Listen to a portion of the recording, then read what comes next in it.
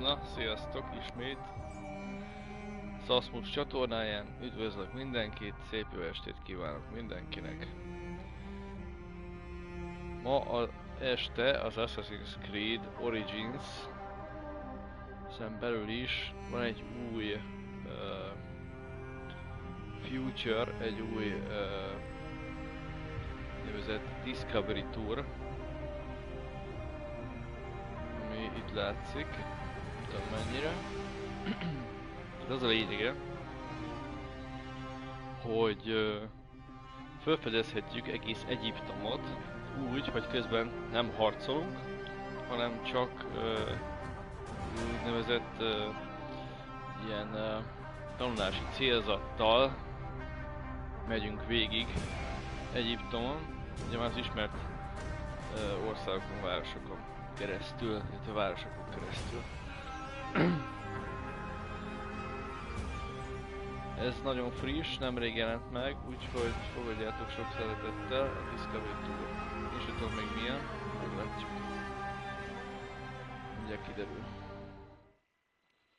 Nos, vajon milyen?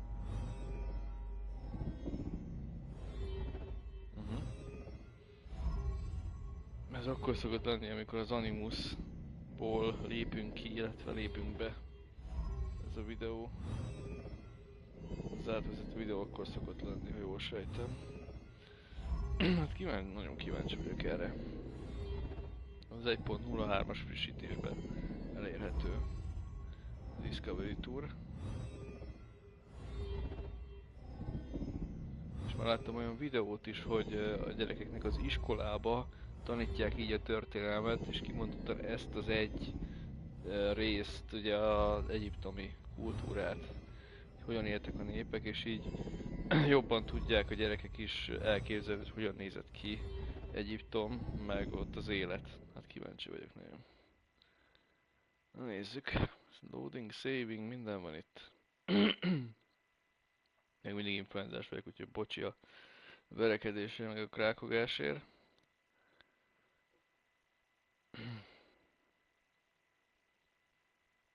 Igen. Igen, tehát egyiptológusok és történészek által válogatott képek, minták a múzeumokból, és így lett felhasználva ehhez a játékhoz, mind a tudásanyag, mint pedig Welcome to Discovery Tour by Assassin's Creed, Ancient Egypt. Próbáljuk, nézzük, hogy is berekedek.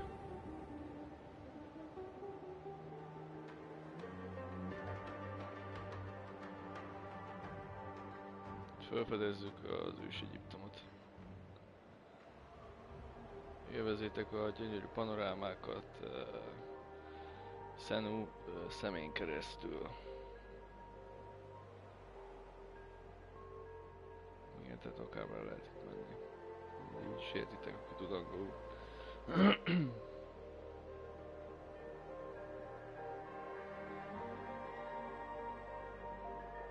Lehet fotómódot használni, és megosztani a barátoddal ebbe a Discovery Touros részbe is.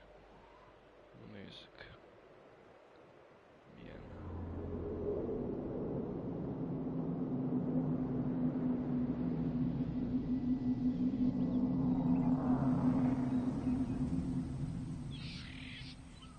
Ki az Aya?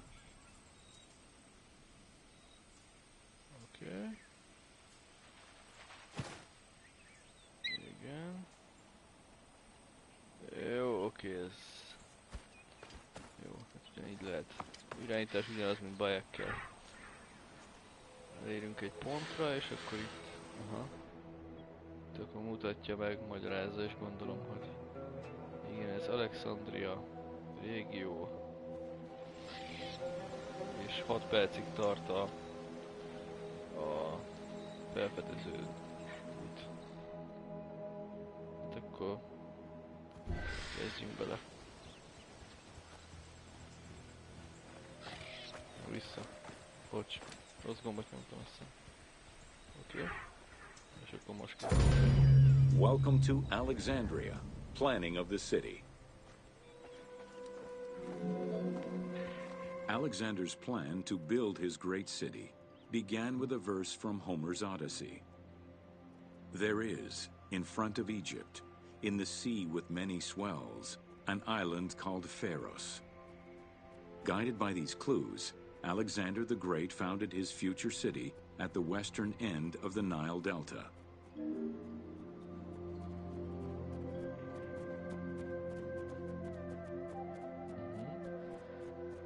Jelezzenek mint a történelmi tényeket.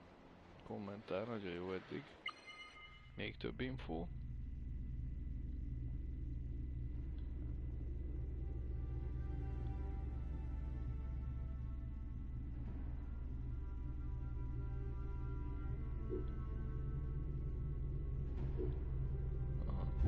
Oké.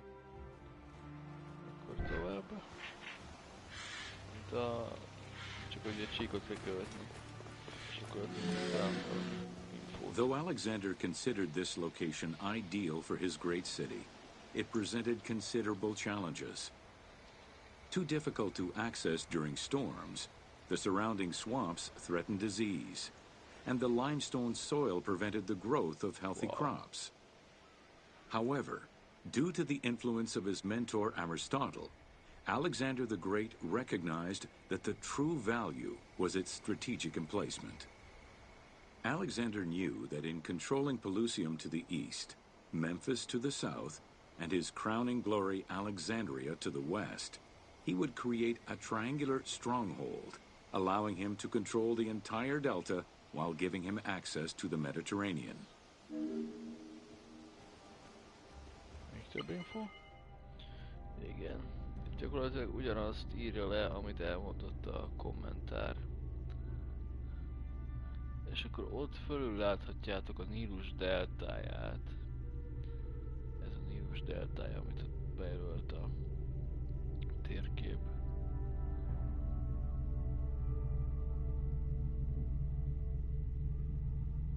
Igen, és ez a NASA-nak a felvétele, amit itt lehet látni. És akkor megint elolvashatjátok a szöveget, és érdekel valakit, hogy mit mondott a kommentár. És akkor folytatjuk a túrát. Erre. De elvileg ki lehet választani másik karaktert is. Úgy volt, hogy 25 karakterrel lehet menni.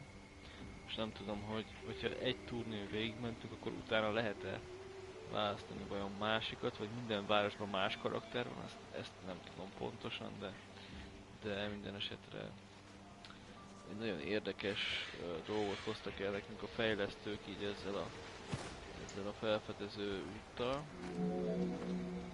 The great walls of Alexandria had a humble beginning. Lacking chalk to outline the future city's foundations, architects were forced to use flour instead. Clouds of migrating birds swept down and ate the flour, erasing the plans. This prompted Alexander to seek guidance from the oracles, who reassured him that his future city was destined to feed a large population.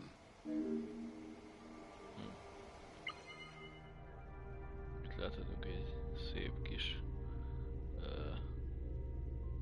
részletet egy papíruszból, 18. dinasztia, abból, amit a Metropolitan Museum New Yorkban látható élőben. Ha valaki kíváncsi rá, nézze meg. Biztos szép amúgy. Akkor menjünk tovább. Milyen infókat még. Excavations led by Mahmud Bey el-Falaki in the 19th century revealed that the wall enclosure measured approximately 5.2 kilometers in length and 2.2 kilometers in width. It was roughly 9 meters in height. Itt a falról tudhatunk meg még több infót. Ugye így nézett ki egy obeliszk tetejéről a kilátás, illetve magát az obeliszket láthatjuk ott a háttérben a alexandriai falról, 18. század. Metropolitan Múzeum szintén. És ugye 5,2 kilométer hosszúságú, 2,2 kilométer széles és 9 méter magas volt ez az építmény.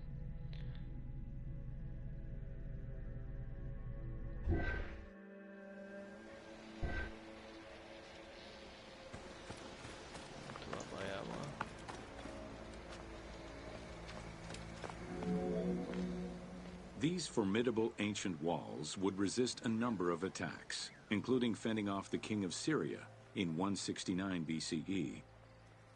It wasn't until 295 CE that they eventually fell to Roman Emperor Diocletian, and this only after 8 months of relentless assault.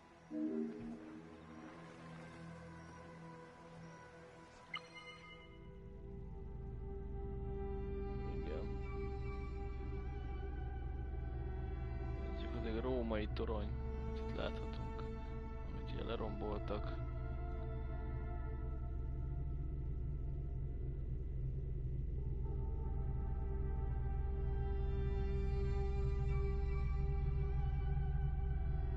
És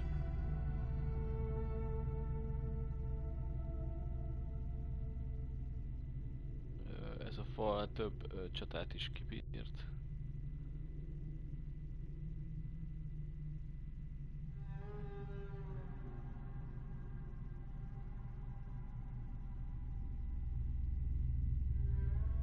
Tehát így néz ki az építmény.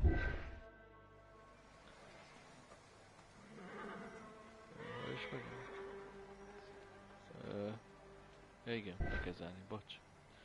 Igen, még vissza van, azt hiszem 2, most lehet lóval is menni.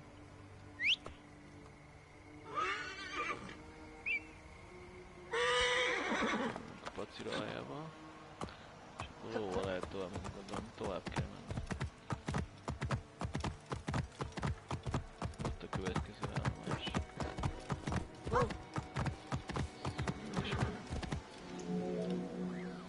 Alexandria's principal architect, Dinocrates, chose a Hippodamian grid plan.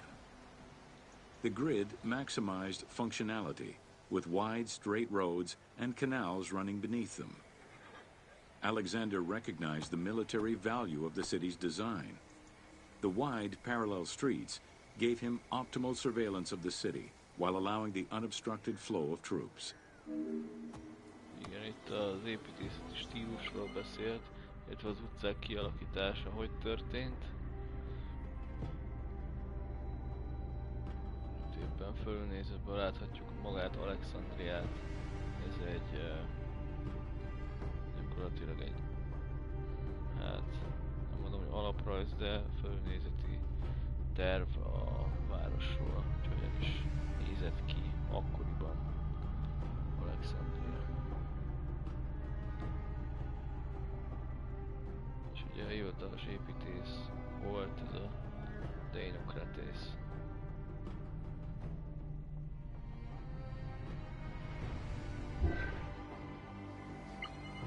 Úgyhogy akkor menjünk tovább.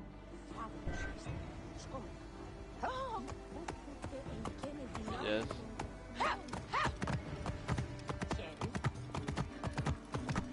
Következő állomás. A central corridor ran from the Mediterranean's north port down to Lake Mareotis to the south. This thoroughfare acted as an unobstructed link for commercial trade and travel between the two ports. Many of the streets were bordered with grand buildings and parks, including Canopic Street, with its impressive gate bordering the eastern end. Igen, tehát itt arról beszélt, hogy van egy csatorna, ami összeköti a várost a különböző hajózási útvonalakkal, ahonnan ugye szállítmányok érkeznek más területekről. És gyakorlatilag ez köti össze tehát ilyen szállítási csatorna gyakorlatilag. De nézzétek ti is meg, nem akarok hülyeséget mondani.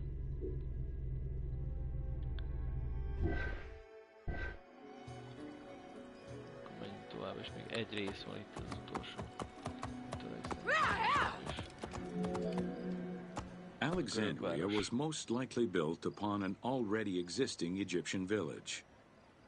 Upon its completion, the Egyptians reviled the city, refusing to call it by its founder's name. Instead, they called it Raked, the building, as a mark of disdain, which was later Hellenized into Rakotis. Despite this, the name Alexandria would remain. Ez itt gyakorlatilag itt már egy görög Greek City-ről beszélünk.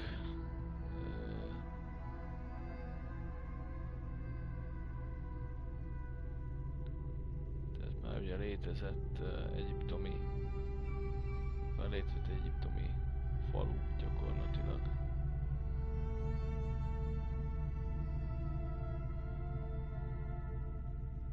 Amit az egyiptomiak Rakednek, tehát épületnek hívtak, de nem sokkal később hellenisztikus korban ugye Rakotissá, és végül elfelejtették az Alexandria nevet. Na, egy túr sikerült befejezni. Jó. Most elvileg, ha tovább akarunk menni, akkor meg kell nyomni ezt a menüt, és akkor itt láthatjuk a további görög fáraók.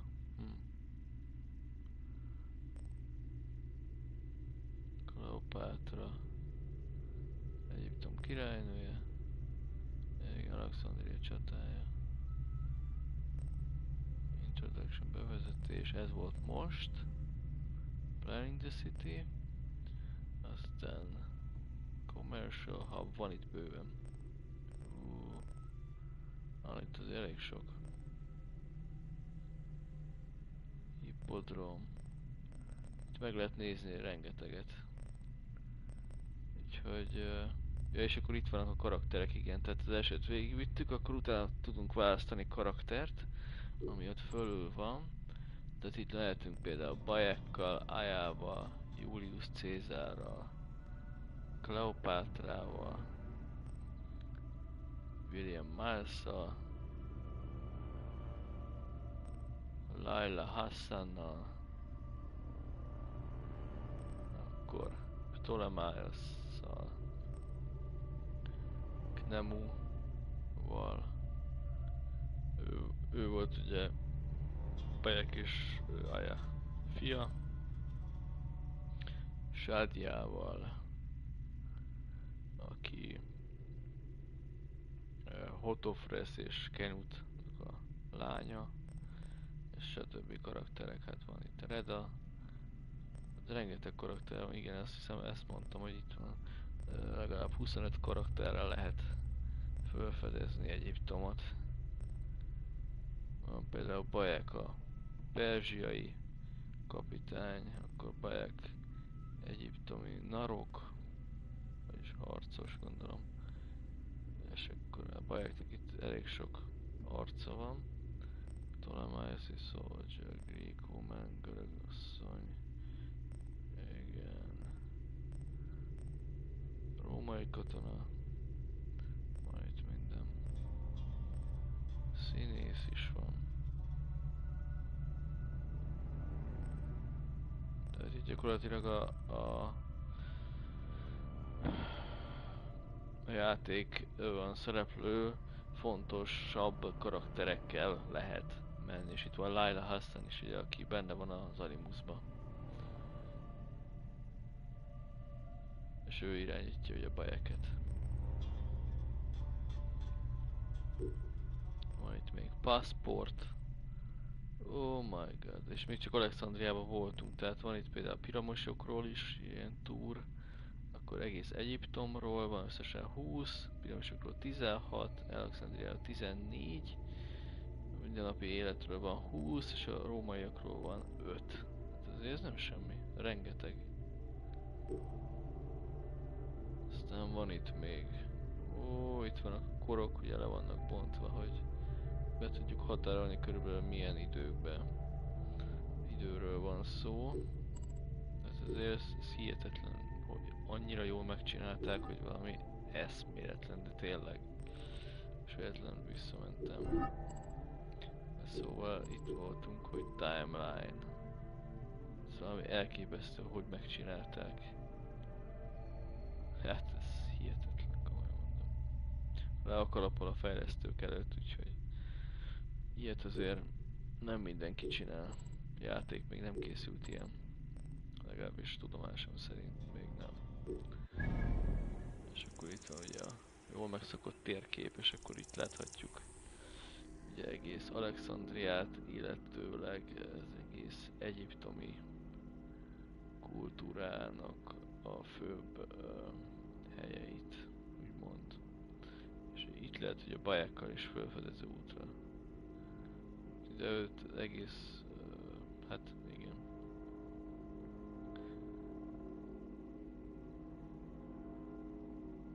Jó. Még, amire kíváncsi lennék, az mondjuk a piramisok rejtélyei, úgyhogy elmegyünk. Mondjuk most Lailával. Ő is réges csaj. Elmegyünk, felfedezzük a piramisokat. Mondjuk egy nem túl hosszú, mondjuk egy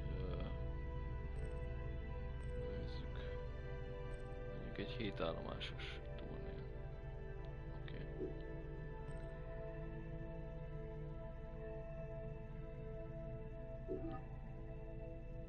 Ja, értem. Tehát akkor ahhoz, hogy oda menjünk, akkor oda fast travelni kell. Így. Oké. Mégis van. Akkor Lailával oda megyünk.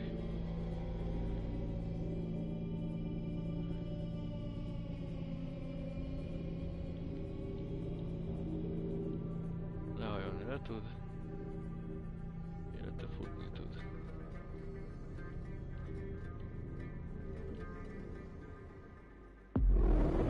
Csak ugyanígy, mint hogyha játszanánk bajákkal, ugyanígy kirajzolódik a hely. Oké, akkor megyünk az első állomásra. Tehát gyakorlatilag a piramisok eredete, ez az első. Ez a 7 állomásos. És Gízába vagyunk. Welcome to the origin of the pyramid. Na nézzük. Kell még itt a sivatagban azért menni. The origin of the word pyramid is controversial. Most believe that it originates with the Greek word pyramis, which referred to a bread of conical shape. Life and death in ancient Egypt were modeled on the cycle of the sun. The perfect shape of the smooth-faced pyramid became associated with the metaphor of the pharaoh transformed into one of the sun's rays in death. Pyramids represented the Benben, the primordial mound of the Heliopolitan creation myth. These stories permeated every aspect of Egyptian life to a greater or lesser extent. Itt ugye úgy akkor megint elolvashatjuk, ugye mit mondott a kommentár, most kivételesen egy csaj volt. Aki elmondta, hogy egy milyen szóból ered a piramis szó, és hogy mit jelképez. Ezt most nem fogom nektek elmondani. Majd ti is megnézhetitek, hiszen ez egy ingyenes DLC, úgymond hogyha valaki megvette a játékot, akkor az ingyen hozzáfér ehhez a DLC-hez. Oké, következő állomás. During the pre-dynastic period, the development of funerary practices was different, depending on whether one was located in Lower Egypt or Upper Egypt. Well before the pyramid, there was the burial pits. It is on the site of Merimde Beni Salome in Lower Egypt that we find the oldest funerary site, dating back to 5000 BCE. Study of the tombs revealed that the bodies of the deceased were deposited in a shallow grave, in a fetal position. Though a few objects were recovered from these graves, they offered no insight as to the social class of those interred within.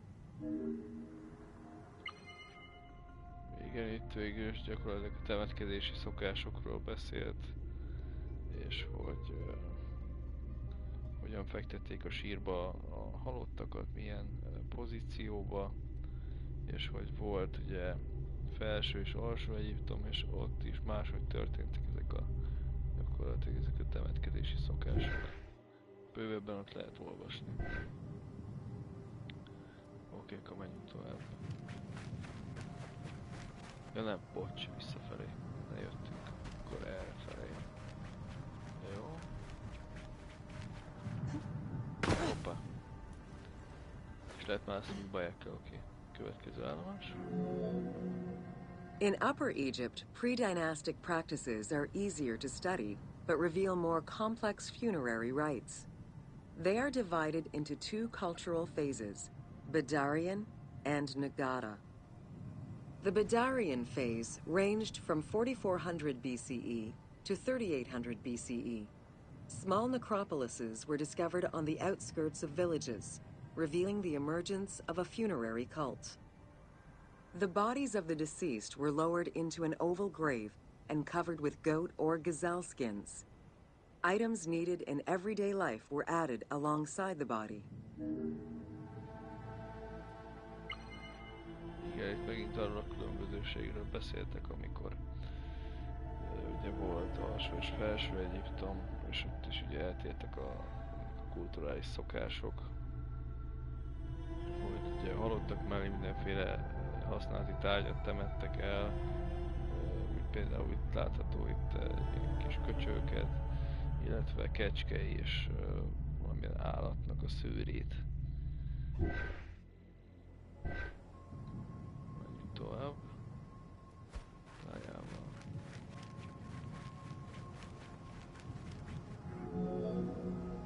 During the three Nagada periods ranging from 4000 BCE to 3510 BCE, funerary practices evolved in complexity. The shape of tombs changed from oval to rectangular, mimicking the homes of the living. The size of the burials increased and funerary items became more stylized and numerous. Tombs gained complexity, with masonry, wooden veneers, or raw bricks added to strengthen the structures. In time, socially stratified necropolises emerged. For example, in Hyrcanopolis, the elite and commoners had separate necropolises.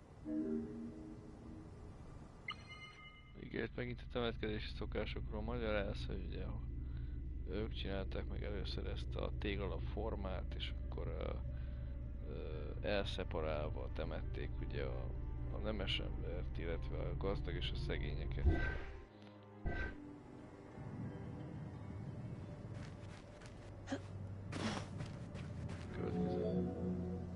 The term mastaba, meaning massive bench in dialectal Arabic, refers to a form of funerary architecture that was present in Egypt from the Archaic period to the Middle Kingdom.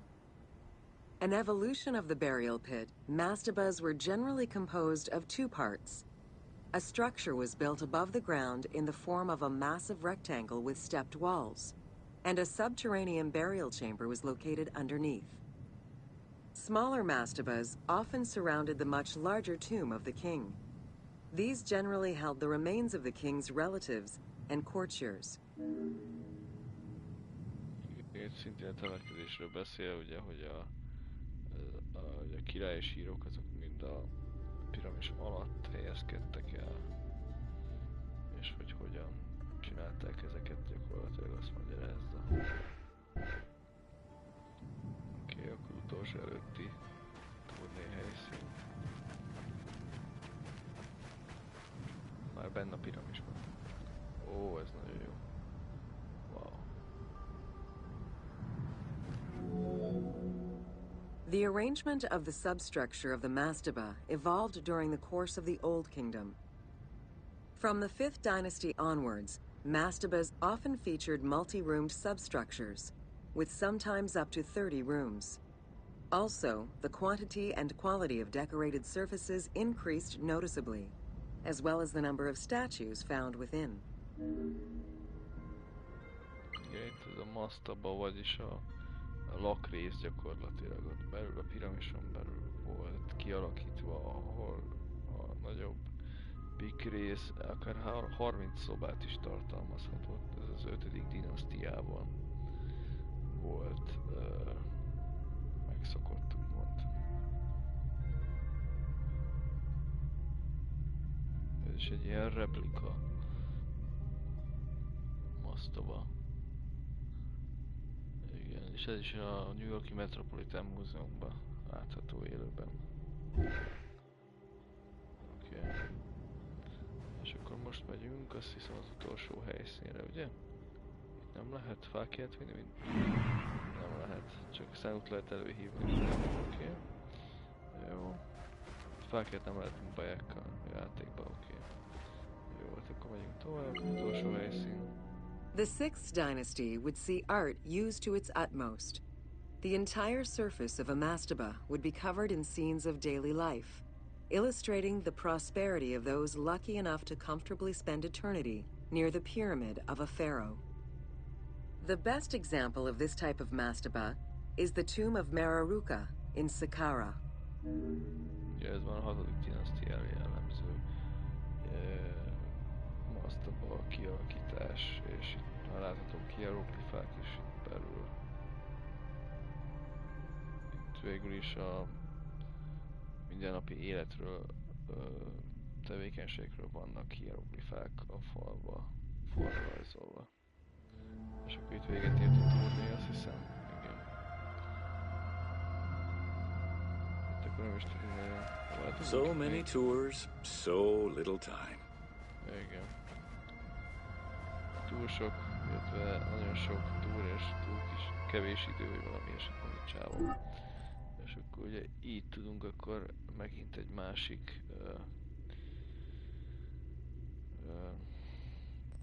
utazásra, vagyis ilyen bemutatóra kiválasztjuk ugye először ugye a karaktert, itt lehet, hát most 25, de abból például van 5 ami baják,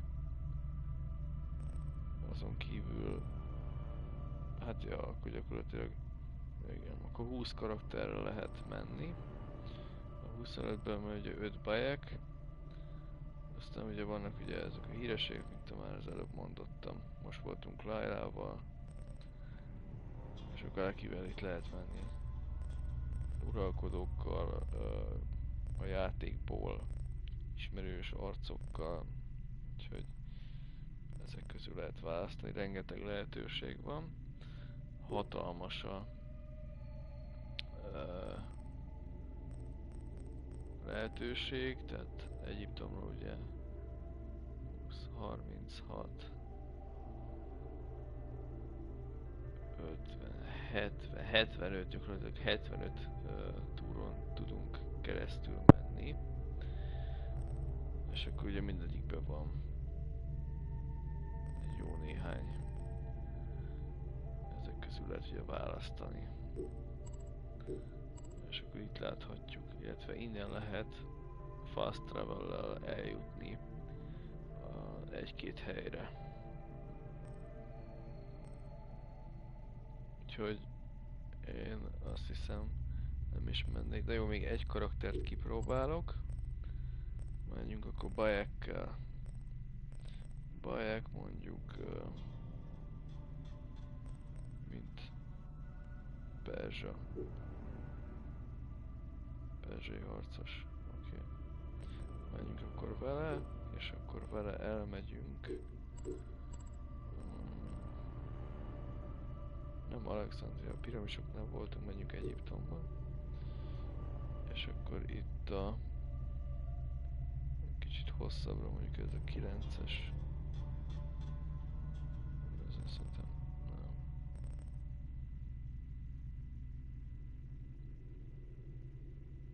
Igen, menjünk akkor a hieroglifákhoz, ami 14 állomásból áll. Ez kicsit hosszabb lesz. Akkor megyünk fast travel-lel bajákkal oda.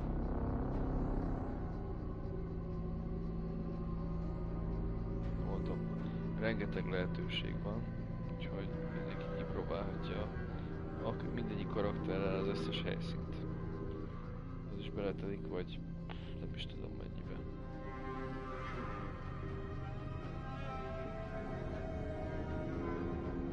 És egész jó cuccban van most bajek, nem is láttak olyan.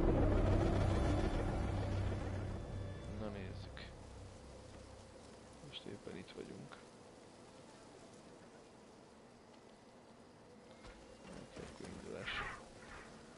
Oké, 14 állomásos, ősi egyiptomi hieroglifák témában. Ami hát csak 7 perc, nem sok. Welcome to Ancient Egyptian Hieroglyphs. Kicsit úgy próbálom, hogy kicsit hosszabb legyen a túr.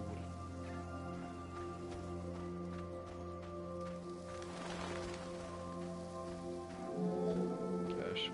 Hieroglyphics were used as sacred writing, appearing on monuments, statues, and sacred papyrus texts. The earliest symbols that resemble hieroglyphs were on pottery dating back to 4000 BCE. This stylized form of signs and drawings was the only writing used from its ancient origins to the end of pharaonic history. Ancient Egyptians referred to hieroglyphs as the writing of the gods. Tehát úgy gondolták az ősi egyiptomiak, hogy ez a hieroglifák, ezek az isteneknek az írásait szimbolizálják. Ez pedig szintén, ez egy csésze az első dinasztiából.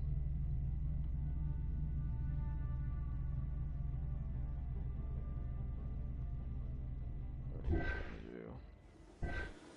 Oké. Nézzük be a hieroglifákat. Körbe is lehet menni, itt is más hieroglifák vannak. Ez a szobor is elképesztő. Körbe lehet itt járni, nem muszáj a turné útvonalán menni, gondolom. Akár már lehet menni. Ami megtetszik, mit tudom én. Én gondolom le lehet ülni. Na, most itt csak lopakodni lehet. Nem lehet sok mindent csinálni, de a turnén végre lehet menni. Gondolom nem lehet beszélni itt emberekkel, mint a játékban. Meg lehet nézni például, hogyan öltözködtek a tehetősebbek. És itt például valamit jegyzetel a fickó. Hozzá egy kőtáblára. Oké, akkor menjünk tovább. Considered a difficult language, it was intended for pharaohs, nobility, and priests, and meant to be used in ceremonies, within tombs, and for government records. Since few Egyptians were able to read the ancient hieroglyphs, the mythological aura around the language was persistent, even in their own culture. Igen, itt a bonyolult nyelvről beszélt.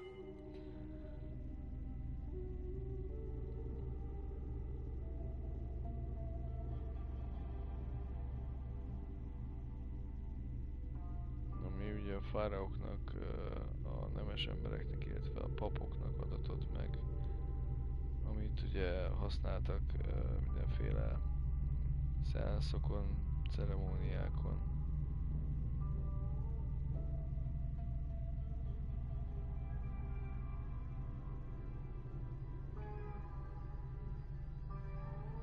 És akkor ez pedig egy ülő, gyakorlatilag írnok 5. dinasztiából, aki ugye, hát írt, jegyzetelt. Megyünk tovább. The structure of hieroglyphs offers insight into Egyptian culture, not just in what the translations say, but in the structure of the symbols themselves. They were found on tomb walls, on sarcophagi, on statues, and on pottery, and were meticulously recorded in countless ancient papyri.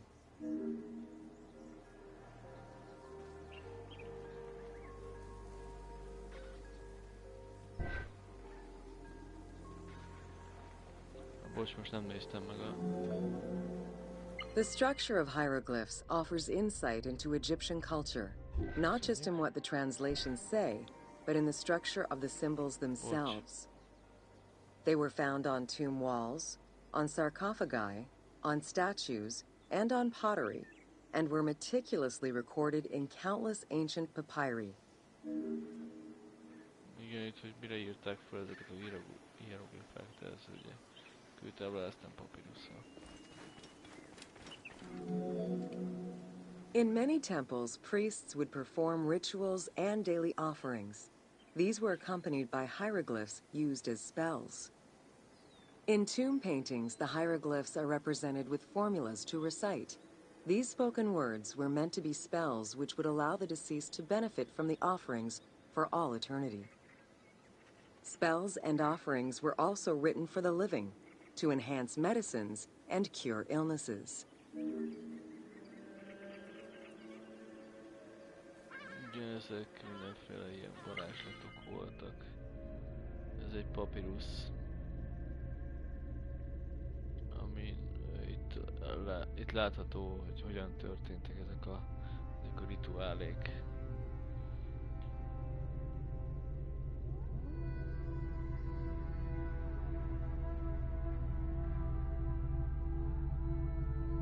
Ez Franciaországban Louvre múzeumban található meg. Ez a hieroglifa. Hieroglifa. 9. századból.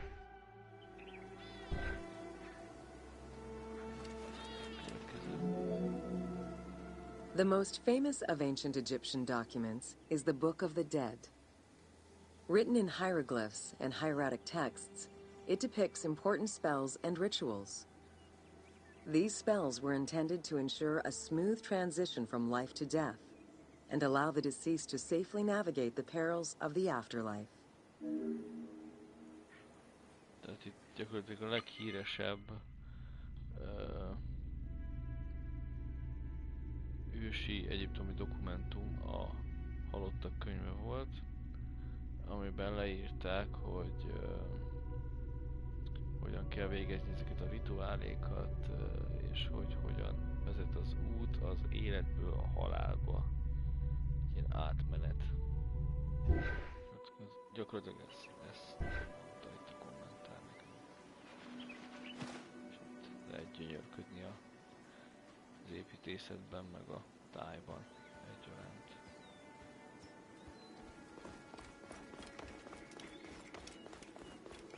Következő állomás. Even after it was deciphered, the reading of hieroglyphs remained difficult at times due to the many directions in which they can be read. Depending on the orientation of the signs, hieroglyphs can be read left to right, right to left, horizontally or vertically, though never bottom to top. Tehát itt azt magyarázta, hogy hogyan lehet, mennyiféleképpen lehet olvasni a hieroglifákat. Ez egy kis dobozka, egy ilyen kis széf gyakorlatilag. Ősi Egyiptomban származik. És ez szintén a francia múzeumban őrzik. Valamint ugye nem föntről lefelé olvassuk a hieroglifákat, hanem jobbról balra, hosszában és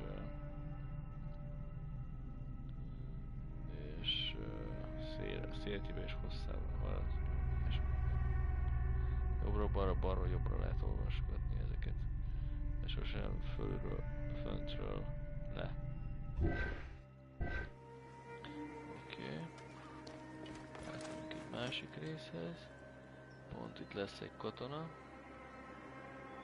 Valami úgy megcsinálták ezt a játékot, hogy valami elképesztő, komolyan mondom. De be lehet bújni bajekkal. Igen, ez a játékban is. Ugye itt azért jó, mert hogyha el tudunk bújni az őröket, de most kijövünk bajekkal, most egy túron vagyunk, úgyhogy folytatjuk a túrt. El is ment az IS. A clue on which way to read is to first notice which direction the figurative signs are facing. If a pictogram is looking to the right, then the reader is meant to start from the right and read towards the figure. Column text on a papyrus begins from the right, then goes top to bottom for each column. Igen, tehát itt meg segítség az olvasáshoz, hogyha olvassuk a hieroglifákat, hogyha a piktogram jobbra néz, akkor ugye jobbról balra kell olvasni, hogyha a másik irányba néz, akkor pedig másfele. Ez pont úgy van, hogy jobbra nézők, tehát jobbra kell haladni, balról jobbra. Érdekes info, ezt eddig nem is tudtam amúgy. Text written on tomb walls resembles the structure of a page from a comic book. The text can be placed in front, behind, or above the character, and its symbols look in the same direction as the character. Another clue is that the name of a god or hieroglyphs meaning gods or kings are always written before the descriptive text.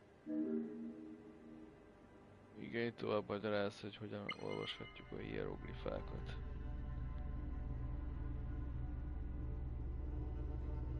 Ez például egy kútból, egy szökőkútból egy darab.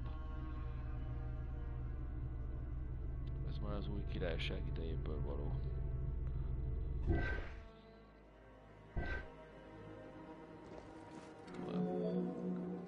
Compared to alphabetical languages, Egyptian hieroglyphs have more symbols. Confronted with the absence of vowels, the Egyptians invented a category of signs. When placed at the end of words, these signs help inform its meaning.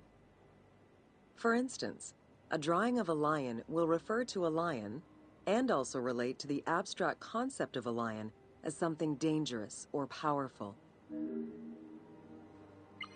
Igen, megint a hieroglifákról magyarázat. Hogy hogyan alakulnak a betűk, hogy minek mi a jelentése. Itt a 4. dinasztiában látható egy stélé gyakorlatilag. Nevezték el, tehát nincsenek magyar megfelelője.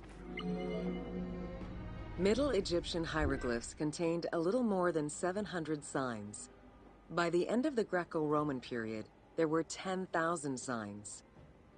Egyptologist Sir Alan Gardner created a list classifying common hieroglyphic signs and their variants.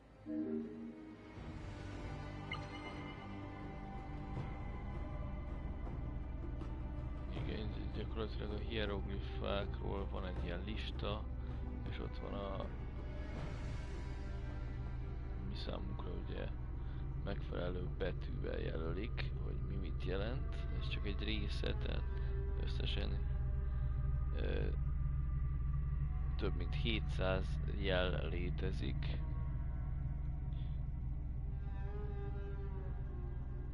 És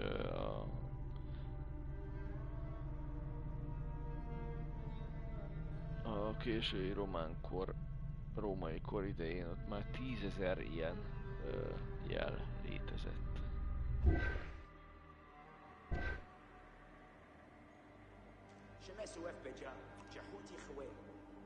Hallhatjuk a nyelvet is.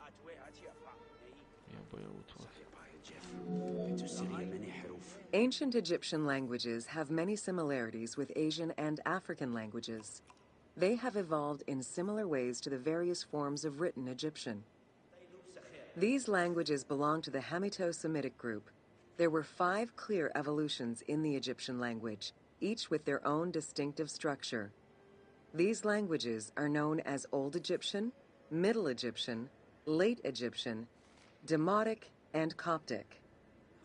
Coptic is the only living language that allows linguists to define the vowel structure and to distinguish different dialects.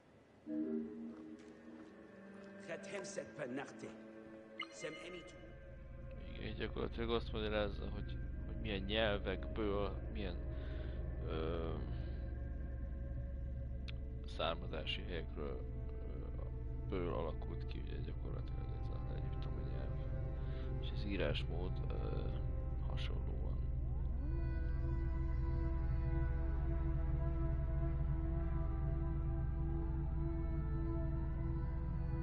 Ez már a koptik időszakból való.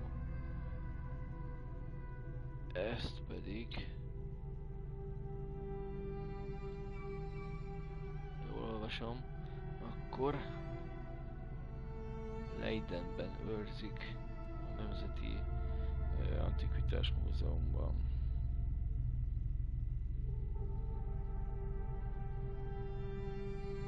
És ez Szent András élete tartalmazza ez a részlet.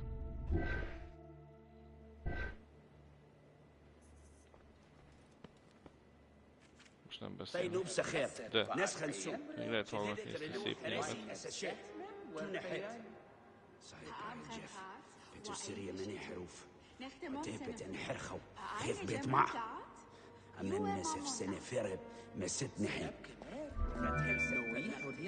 While hieroglyphs and hieratic script give us an idea as to how the ancient Egyptian language was structured and written, the way it was spoken is still up for debate.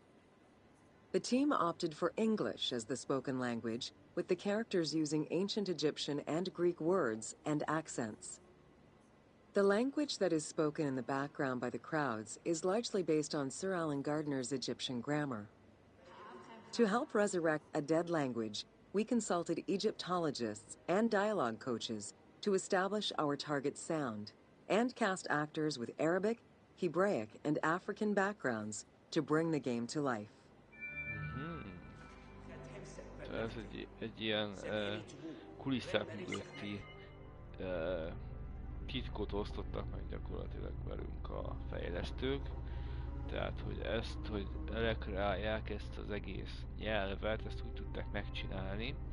A végén lehet olvasni, hogy ezt a holt nyelvet előidézzék ismét, vagy életre keltsék, hogy egyiptológusok és dialógus trénerek gyakorlatilag színészekkel, arab, héber és afrikai dialektusokkal próbálták visszahozni azt a nyelvet, amit ős egyiptomban beszéltek. Ez egy érdekes.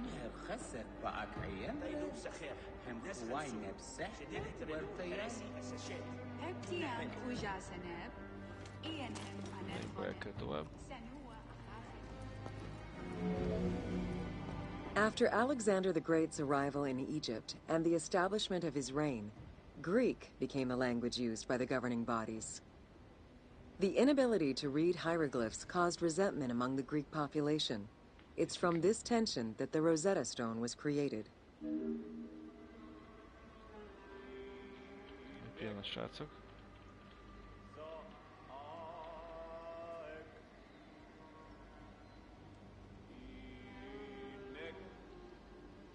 Igen, tehát Nagy Sándor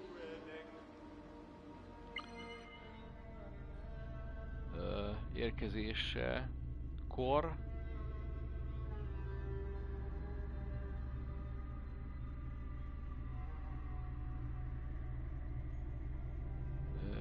ugye a görögök használták ezt a nyelvet.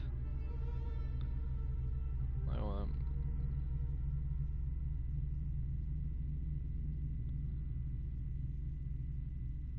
Akarok itt nagyon történészbe átmenni, úgyhogy inkább csak annyit mondjuk, hogy ez a Rosetta Stone, gyakorlatilag amit láthatunk itt a képen, ez a második századból való, a British Museumban, Londonban lehet megnézni.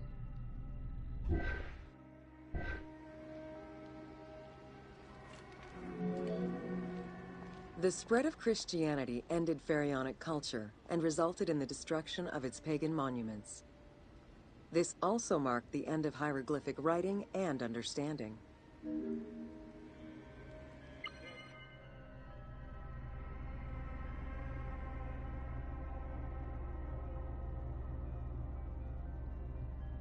Hihetetlen mekkora munka van ez a játék mögött. Elképesztő történészek, egyiptológusok mind összeültek, hogy ezt létrehozzák, ez le a kalappal előttük, komolyan mondom. Ubisoft, király vagy. A persze a játék is elképesztő. És akkor vége ennek a túrnak is. Még lehet itt járkálni. Piramisokba menni. Mindenféle van itt is.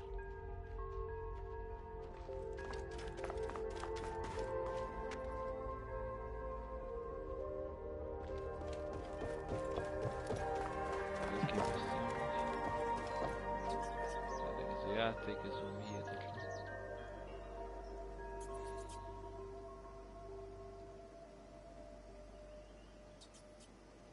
Ugye jön Senu, és akkor ezzel a képpel fogok búcsúzni tőletek.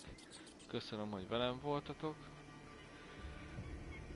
És hát még egyszer hálás köszönet a Ubisoftnak, hogy megcsinálta ezt a DLC-t ingyenesen, ugye aki megvette a játékot, azt tudja is most ugyanígy, mint én végigmenni ezeken a túrokon, és fel tudja fedezni egész Egyiptomot, nem csak a bajekkel harcolva, hanem így, mint hogyha éppen ott kirándulnánk az ősi Egyiptomba, és egy idegenvezető segítségével még többet tudunk meg az ősi Egyiptomról. Köszönöm, hogy velem voltatok, és hogyha tetszett a stream, akkor kérlek, hogy iratkozzatok fel a csatornámra, és búcsúzok Bajákkal és Szenúval. Mindenkinek szép estét kívánok. Sziasztok!